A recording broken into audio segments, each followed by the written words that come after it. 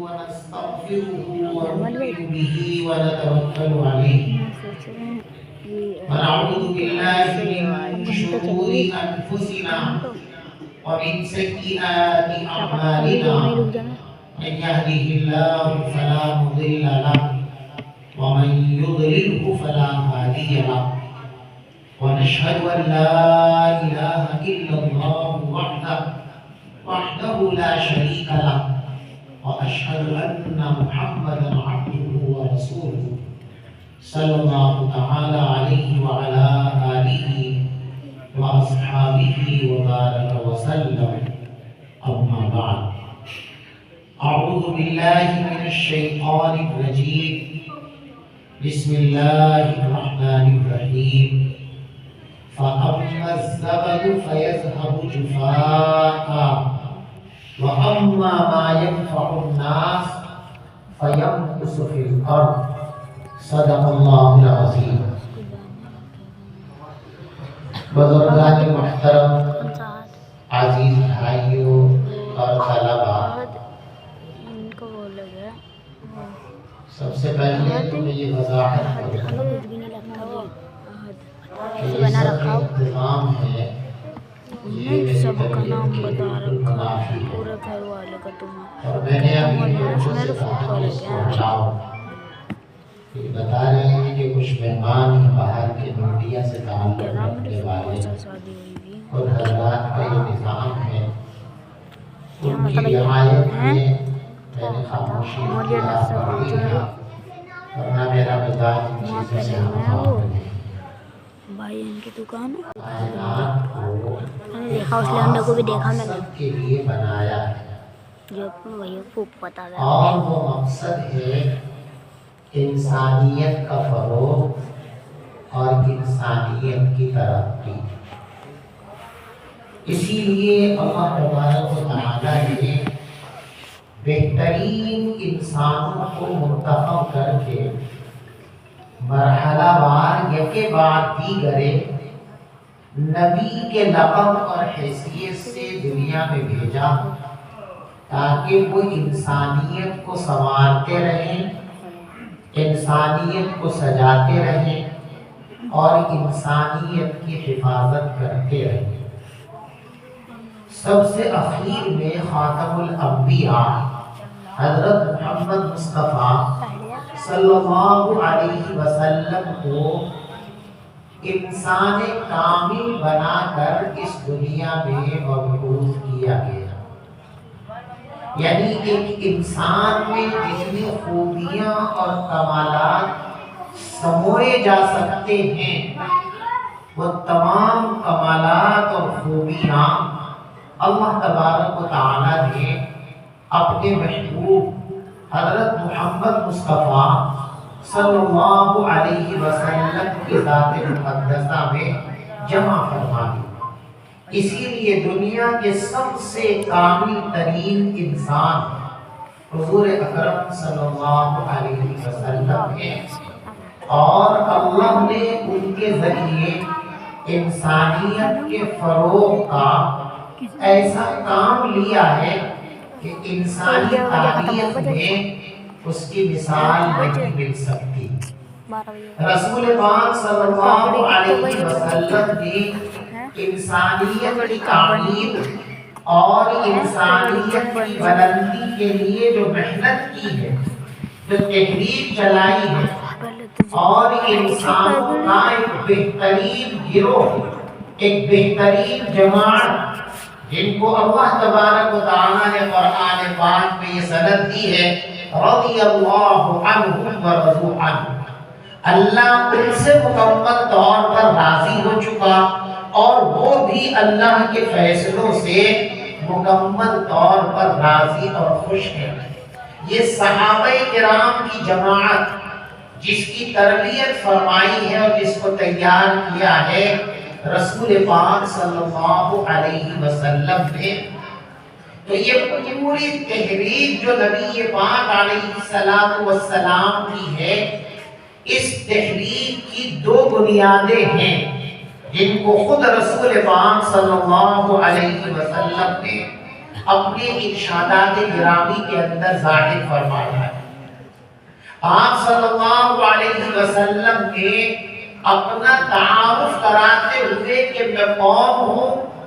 اور مجھے دنیا میں اللہ تبارک و تعالیٰ نے کس مقصد کے لیے بھیجا ہے،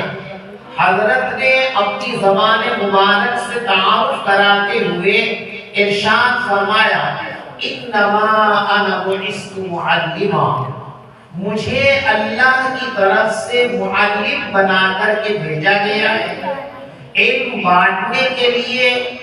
لوگوں کو علم کی دولت سے مالا مال کرنے کے لیے اللہ نے مجھے نبی بنا کر دنیا میں بھیجا ہے۔ اور دوسرے وقت میں آپ نے تعارف کراتے ہوئے فرمایا بعثت لأتمم مکارم الاخلاق او کما قال، مجھے اللہ نے دنیا میں اس لیے بھیجا ہے کہ انسانیت کے لیے جو اعلیٰ ترین اخلاق کا پیمانہ ہو سکتا ہے، جو اعلیٰ ترین اخلاق کا مظہر ہو سکتا ہے، وہ میں اپنی عملی زندگی کے ذریعے پوری انسانیت کے سامنے پیش کر سکوں۔ تو رسول پاک صلی اللہ علیہ وسلم کی اس تحریک کی دو بنیادیں ہیں، ایک علم اور ایک اخلاق۔ انسانی سماج کو انسانی سماج بنائے رکھنے کے لیے اور درندوں اور جانوروں میں اور انسانوں میں امتیاز اور فرق رکھنے کے لیے یہ دو بنیادی چیزیں ہیں، ایک علم اور ایک اخلاق۔ علم و اخلاق نہ ہو تو عام جانوروں میں اور انسان میں کوئی فرق باقی نہیں رہے گا، بلکہ انسان اگر علم و اخلاق سے کورا رہ جائے تو اس کی حالت جانوروں سے بدتر ہو جاتی ہے، وہ جانوروں سے زیادہ گمراہ بھی ہو جاتا ہے اور جانوروں سے زیادہ صفاق اور ظالم بھی ہو جاتا ہے۔ اللہ تبارک و تعالیٰ نے قرآن میں فرمایا اولئک کالانعام بل هم اضل، یہ لوگ جن کے پاس علم نہیں ہے اور اخلاق نہیں ہے، ان کی حیثیت جانوروں جیسی ہے۔ آگے فرمایا بل هم اضل، بلکہ تو جانوروں سے بھی زیادہ نئے گزرے۔ تو معلوم ہوا کہ جب انسان علم اور اخلاق سے بے بہرا ہوتا ہے، گورا ہوتا ہے، تو پھر وہ جانوروں سے زیادہ خراب اور گمکردہ ہو جاتا ہے اور اس سے زیادہ ظالم اور صفاق بھی ہو جاتا ہے۔ جانوروں کو آپ نے دیکھا کہ جانور بھی اپنی اولاد سے بے پناہ محبت کرتے ہیں اور اپنی اولاد کے لیے اپنی جان کو داؤ پر لگا دیتے ہیں،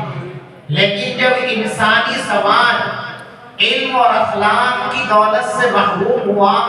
تو حضور پاک صلی اللہ علیہ وسلم کی آمد سے پہلے جو عام عرب کا حال تھا وہ آپ نے سن رکھا ہے، پڑھ رکھا ہے کہ جو کام جانور نہیں کر سکتے وہ کام عرب کے لوگ کیا کرتے تھے، یعنی اپنی اولادوں کو اپنے ہاتھوں سے زندہ درگور کر دیا کرتے تھے۔ اولاد بچیاں تڑپتی رہتی تھی اور وہ ان کو گڈھے کے اندر پھینک کر ان کے اوپر مٹی ڈال دیا کرتے تھے، جانوروں سے بھی زیادہ صفا۔ اس سے معلوم ہوا کہ علم و اخلاق اگر نہ ہو تو انسان جانوروں سے بھی زیادہ بدتر اور ان سے بھی زیادہ انسانیت کے لیے نقصان دہ ثابت ہو سکتا ہے۔ رسول پاک صلی اللہ علیہ وسلم چونکہ تمام صفات کے جامع تھے، لہذا آپ نے انسانیت کے فروغ کے تمام شعبوں پر بیک وقت کام فرمایا، لیکن ظاہر بات ہے کہ بعد کے لوگوں میں وہ جامعیت نہیں ہو سکتی،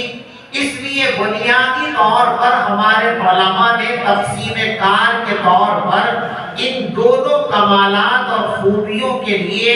دو سلسلے شروع کیے، ایک مدارس کا سلسلہ اور ایک خانقاہوں کا سلسلہ۔ مدارس کا سلسلہ علمی صفات پیدا کرنے کے لیے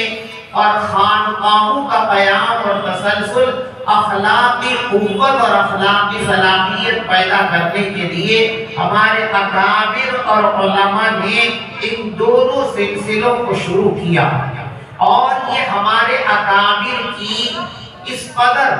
عظیم الشان قربانی انسانیت کے لیے ہے کہ انسانیت قیامت تک اس احسان کا بدلہ نہیں چکا سکتی۔ ہمارے اکابر نے انسانیت کے نفع اور فائدے کے لیے ان دونوں سلسلوں پر اپنی جان بھی لگائی ہے، اپنا علم اور صلاحیت بھی لگائی ہے، اپنا وقت بھی لگایا ہے، اور اپنی عزت بھی لگائی ہے۔ یعنی اس راہ پر چلتے ہوئے ان کو اپنی عزت کی قربانیاں دینی پڑی۔ لوگوں نے ان پر نہ جانے کیا کیا بہتان، الزام، دشنام ترازی جو منہ میں آیا اس لائن میں کام کرنے والوں کو لوگ کہتے رہے، آج بھی کہتے ہیں اور قیامت تک یہ لوگ کہتے رہیں گے۔ لیکن یہ حضرات کسی ملامت کرنے والے کی ملامت کی طرف متوجہ نہیں ہوتے، رسول پاک صلی اللہ علیہ وسلم کی وراثت کو سنبھالے ہوئے ہیں اور قیامت تک سنبھالے رکھیں گے۔ اللہ تبارک و تعالی ہمیں اور ہماری نسلوں کو اس سلسلے میں شامل رکھے اور اس سلسلے کو دوام عطا فرمائے، بقا عطا فرمائے۔ تو علمی قوت اور علمی طاقت، اس کے ساتھ اخلاق کی قوت، یہ دونوں چیزیں ہی انسان کو انسان بناتی ہیں۔ اور یہ بھی یاد رکھو، یہ دنیا اسی وقت تک قائم رہے گی جب تک دنیا میں انسانیت باقی رہے گی۔ جب دنیا سے انسانیت کا خاتمہ ہو جائے گا اور انسان نما جانور اس دنیا میں باقی رہ جائیں گے تو پھر اس دنیا پر قیامت کا حادثہ پیش آئے گا۔ رسول پاک صلی اللہ علیہ وسلم نے اپنے الفاظ میں اس کو واضح فرمایا، یتحارجون تحارج العمر، کہ دنیا کے یہ انسان نما درندے اپنی زندگی گدھوں، کتوں اور خنزیروں جیسی بنا لیں گے، انسانیت کے اخلاق اور انسانیت کی عادات اور انسانی اقدار ان کے اندر باقی نہیں رہیں گی، تو پھر قیامت برپا کر دی جائے گی۔ تو معلوم ہوا کہ انسانیت باقی ہے تو یہ دنیا باقی رہے گی، اور انسانیت ختم ہو جائے گی تو پھر یہ دنیا بھی ختم ہو جائے گی۔ اور انسانیت کس چیز کا نام ہے؟ انسانیت نام ہے اس چیز کا کہ انسان اپنے رب کو پہچان لے اور اپنے آپ کو پہچان لے۔ جو اپنے آپ کو پہچان لے گا وہ اپنے رب کو پہچان لے گا۔ تو انسان دنیا میں وہ کہلاتا ہے جو اپنے مقام کو بھی پہچان لے اور خالق کائنات کے مقام کو بھی پہچان لے، اور دونوں میں جو رشتہ ہے اس رشتے کو پہچان لے کہ اللہ سے میرا کیا رشتہ ہے، اللہ کی طرف سے مجھ پر کیا تقاضے ہیں۔ جو ان چیزوں کو پہچان لے گا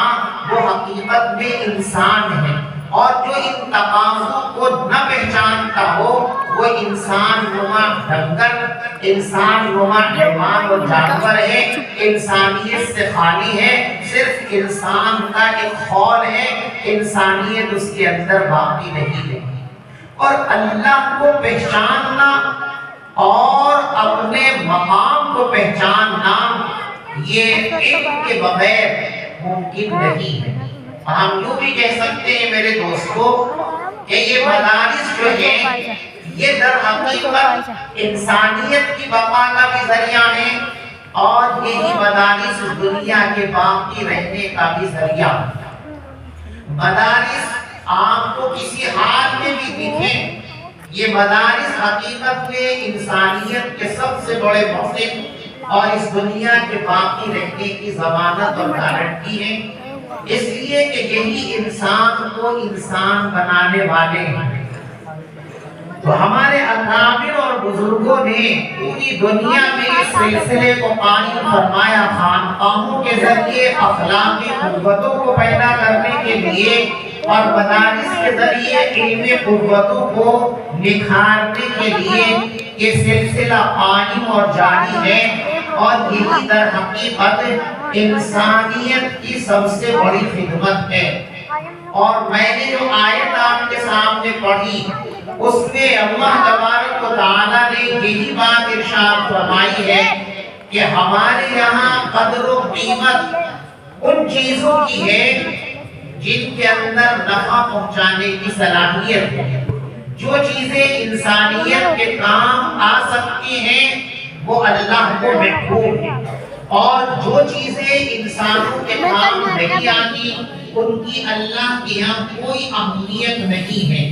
چنانچہ فرمایا کہ دیکھو آپ بارش کے زمانے میں دیکھتے ہو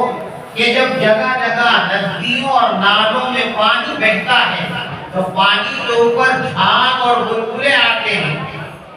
لیکن وہ بلبلے چونکہ کسی کام کے نہیں ہیں، ان سے کھیتی سیراب نہیں ہو سکتی، ان سے کسی کی پیاس نہیں بجھ سکتی، ان سے کوئی وضو اور غسل نہیں کر سکتا، اس لیے اللہ تبارک و تعالیٰ نے ان جھاگوں کی حفاظت کا کوئی انتظام نہیں فرمایا۔ فرمایا فَأَمَّا الزَّبَدُ فَيَذْهَبُ جُفَاءً، کہ جھاگ بس ان کا انجام تو یہ ہے کہ ذرا دیر میں سوکھ کر کے ختم ہو جاتے ہیں، نام و نشان بھی باقی نہیں رہتا۔ اور اس کے برخلاف پانی چونکہ اللہ کی مخلوق کے فائدے کی چیز ہے، تو فرمایا وَأَمَّا مَا يَنفَعُ النَّاسَ، اور وہ چیز جو لوگوں کو فائدہ پہنچاتی ہے اللہ اسے زمین کے اندر محفوظ فرما دیتے ہیں۔ یہاں غور کیجئے، اللہ اگر چاہتے تو جیسے زبد اور جھاگ کو اس کے اصلی نام سے پکارا، پانی کو بھی اسی نام سے پکار سکتے تھے اور یوں کہہ سکتے تھے وَأَمَّا الْمَاءُ فَيَنْبُسُ، کہ پانی کو اللہ محفوظ رکھ دیتا ہے۔ لیکن یہ نہیں فرما کہ ہمارے دماغوں کو متوجہ کیا اصل مقصد کی طرف، وَأَمَّا مَا يَنْفَعُ النَّاسَ، کہ پانی کی حفاظت، پانی کی جو ہے حقیقت اور اہمیت صرف اس وجہ سے ہے کہ وہ لوگوں کے کام آنے والی چیز ہے۔ اسی لیے ایک صحابی حضور پاک صلی اللہ علیہ وسلم کی خدمت میں حاضر ہوئے اور آ کر عرض کیا یا نبی اللہ احب ان اکون خیر الناس، اے اللہ کے رسول صلی اللہ علیہ وسلم میری خواہش اور تمنا یہ ہے کہ میں دنیا کا سب سے بہترین انسان بن جاؤں۔ پیغمبر علیہ السلام نے یہ بھی فرمایا کہ نفلیں بہت پڑھا کرو، حالانکہ نفلیں اتنی قیمتی ہیں کہ اللہ کے قرب کا انتہائی بہترین ذریعہ۔ اللہ کہتے ہیں ہمارے قریب آنا چاہتا ہو تو پھر سجدوں کی کثرت کرو، واسجد واقترب، سجدہ کرتے رہو، ہمارے قریب آتے رہو۔ اتنی قیمتی چیز ہے، اس کو نہیں فرمایا۔ روزے انتہائی بہترین عبادت ہے، اس کو نہیں فرمایا۔ حالانکہ روزہ کتنی اہم ترین چیز ہے، اللہ فرماتے ہیں کہ ساری نیکیوں کا ثواب میں اپنے فرشتوں سے تقسیم کراؤں گا، اور روزہ انا اجزی بھی، روزے کا بدلہ تو میں اپنے ہاتھ سے دوں گا روزے داروں کو۔ اتنی اہم ترین عبادت، لیکن یہ نہیں فرمایا کہ سب سے بہترین انسان روزہ رکھنے والا ہے، بلکہ کیا فرمایا خیر الناس من ينفع الناس، دنیا کا سب سے بہترین انسان وہ ہے جو انسانیت کے فائدے کے لیے ہو۔ یہاں میں رک کر اپنے طلباء کو اور یہاں میرے بہت سارے عزیز ساتھی، میرے دوست جو بڑے بڑے علماء ہیں اور بڑے بڑے کام کر رہے ہیں، میں ان سب کو ایک بات کہہ کر پھر حضرت والا کی خدمت میں درخواست کروں گا، حضرت ہی کا بیان ہونا ہے۔ اس وقت دنیا میں تعلیم کا اتنا چرچا ہے اور اتنی تعلیم کی دکانیں کھڑی ہوئی ہیں کہ ماضی کے زمانے میں کبھی تعلیم کا اتنا چرچا نہیں ہوا، تعلیم کے نام پر اتنی دکانیں اور مراکز کبھی نہیں کھلے جتنی کثرت آج کے زمانے میں۔ میں اپنے تمام علماء بھائیوں سے، اپنے طلباء سے یہ بات کہنا چاہتا ہوں کہ آپ اپنی حیثیت کو پہچانیں۔ دنیا میں دو طرح کی تعلیم گاہیں ہیں۔ کچھ تعلیم گاہوں کا میدان جو ہے انسان کی ضرورتیں ہیں، انسان کو علاج کی ضرورت ہے، انسان کو معاش کی ضرورت ہے، انسان کو حساب و کتاب کی ضرورت ہے۔ بہت ساری تعلیم یونیورسٹیاں ہیں جہاں حساب پیدا کیے جا رہے ہیں، ڈاکٹر بنائے جا رہے ہیں، انجینئر بنائے جا رہے ہیں، تجارت کے بہترین ماہرین بنائے جا رہے ہیں۔ وہ سب ہمارے لیے ضرورت کی چیزیں ہیں، اس کی کوئی مخالفت نہیں، لیکن وہ سب کے سب انسانوں کی ضرورت کو پورا کرنے کے لیے ہیں۔ یعنی دنیا کی تمام تعلیم گاہیں مدارس کے علاوہ وہ انسان کی ضرورتوں کو پورا کرنے کے لیے ہیں۔ انسان کے جسم کی جو ضرورتیں ہیں ان کو پورا کرنا ان تمام تعلیم گاہوں کا مقصد ہے، ان کا منشور ہے کہ وہ دنیا میں ان چیزوں کو اکٹھا اور فراہم کریں جو انسانی ضرورتوں کو پورا کر سکیں اور انسان کو سہولت اور آرام پہنچا سکیں۔ لیکن آپ یعنی علماء، مدارس کے طلباء، یہ انسانوں کے جسم کی ضرورت کو پورا کرنا نہ ان کا منشور ہے، نہ ان کا مقصود ہے، نہ اللہ نے اس کام کے لیے ان کا انتخاب کیا۔ ان کا انتخاب جو اللہ نے کیا ہے وہ انسانیت کی حفاظت کے لیے کیا ہے۔ ایک ہے انسان کا جسم اور ایک ہے انسانیت۔ تو ساری دنیا کی تعلیم گاہیں وہ انسانی جسم کی ضرورتوں کے فراوانی، ان کے فروغ میں لگی ہوئی ہیں۔ لیکن آپ کو اللہ تبارک و تعالیٰ نے انسانیت کے فروغ کے لیے طے کیا ہے، آپ کو انسانیت کے فروغ کے لیے منتخب کیا ہے۔ لہذا اپنی توجہات کو زمانے کی رنگینیوں میں آ کر آپ اپنے کو بے نوا محسوس نہ کریں، اپنے کو کمتر محسوس نہ کریں۔ آج لوگوں کی بے توجہی کی وجہ سے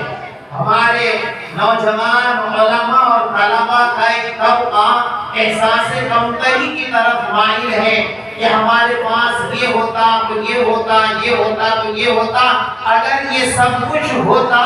تو ہوتا، لیکن آپ عالم نہیں ہوتے۔ آپ عالم اسی بنیاد پر ہیں کہ آپ کو صرف اور صرف انسانیت کی فکر کرنی ہے۔ انسان کی ضرورتوں کو پورا کرنے کے لیے لاکھوں کروڑوں انسان دنیا میں لگے ہوئے ہیں، وہ اپنا کام کر رہے ہیں۔ آپ کو اللہ نے چنا ہے انسانیت کی حفاظت کے لیے، انسانیت کی ترقی کے لیے اور انسانیت کے فروغ کے لیے، اور اس کے لیے دو ہی چیزیں ضروری ہیں، ایک علمی قوت اور ایک اخلاقی قوت۔ یہی مدارس کا اور خانقاہوں کا بنیادی منشور اور مقصد ہے، اور یہی انسانوں کی فلاح کا سب سے بہترین مرکز ہے۔ آج ہمارے بہت سارے احباب اس غلط فہمی کے اندر مبتلا ہیں، وہ علماء کی کمزوریوں کو، ان کے نوافل کے کم سلسلے کو دیکھ کر یہ کہتے ہیں اور سنتے سناتے ہیں کہ ان سے تو ہم بہتر ہیں۔ یاد رکھو، آپ اپنی عبادت کے ذریعے خود کو اللہ کے قریب لے جا سکتے ہو، جنت کی بڑی بڑی منزلیں اور ٹھکانے آپ حاصل کر سکتے ہو، لیکن انسانیت کے فروغ میں کام آنے کے لیے آپ کی نمازیں، آپ کے تہجد، آپ کے روزے یہ کچھ نہیں حیثیت رکھتے۔ اس کے لیے علمی قوت اور اخلاقی قوتوں کا پروان چڑھنا ضروری ہے، اور وہ خانقاہوں اور مدرسوں کے بغیر ممکن نہیں ہے۔ اس لیے ہمارے یہ علماء بھی احساس کمتری سے باہر نکلیں اور زمانے کو بتائیں، اور زمانے سے پہلے اپنے دل کو بتائیں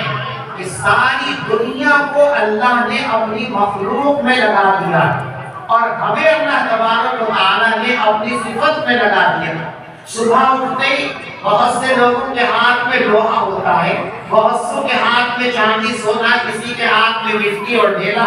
اور جب آپ اٹھتے ہو تو آپ کے ہاتھ میں اللہ کی صفت، اللہ کا کلام اور آنے پاک ہوتا ہے، تو آپ سے بڑا مقام کس کا ہو سکتا ہے؟ اس لیے عوام اگر اپنی فلاح چاہتے ہیں